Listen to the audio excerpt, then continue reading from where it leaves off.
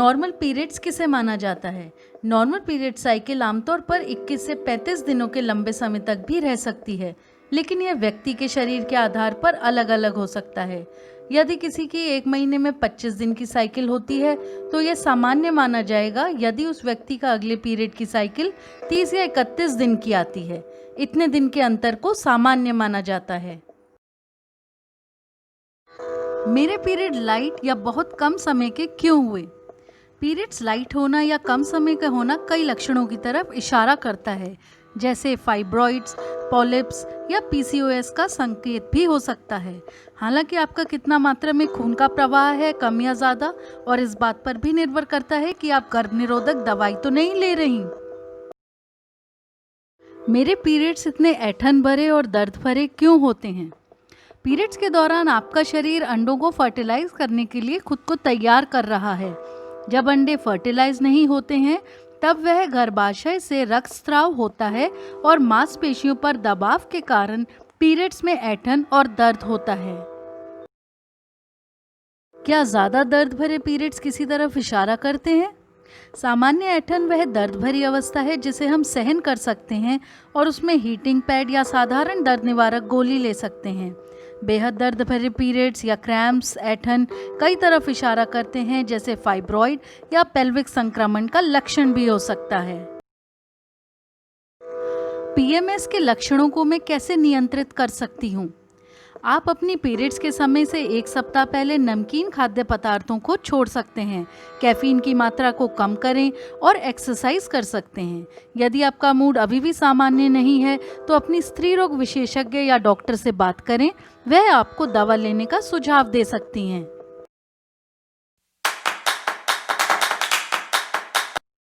खाद्य पदार्थ जो आपके पीरियड के दर्द को कम करने में मदद करेंगे। घी, 1 चम्मच घी का उपयोग प्रत्येक समय के भोजन के साथ करने पर पीरियड से संबंधित ऐंठन और जी मिचलाना आदि को कम करने में मदद करता है। दही चावल पीरियड के दर्द से पीड़ित लोगों के लिए एक उपयुक्त लंच का विकल्प है।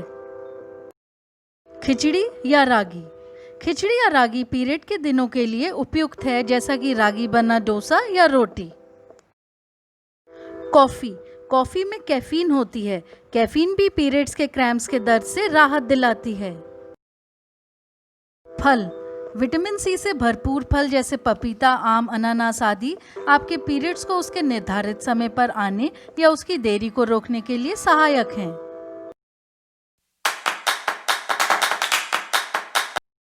पांच योग जो आपके पीरियड्स में ऐंठन और दर्द से राहत देंगे और आपके मन को शांत करने में मदद करेंगे। बच्चे की मुद्रा योग, पीछे की ओर गहरी सांस लें और शरीर में सांस लेने और छोड़ने पर ध्यान दें।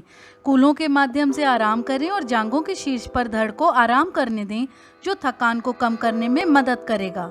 शारीरिक मुद्रा को और अधिक अनुकूल बनाने के लिए धड़ के नीचे एक तकिया रखें। फॉरवर्ड फोल्ड योग, यह रीढ़ की हड्डी को लंबा करता है और कूल्हों को फैलाता है।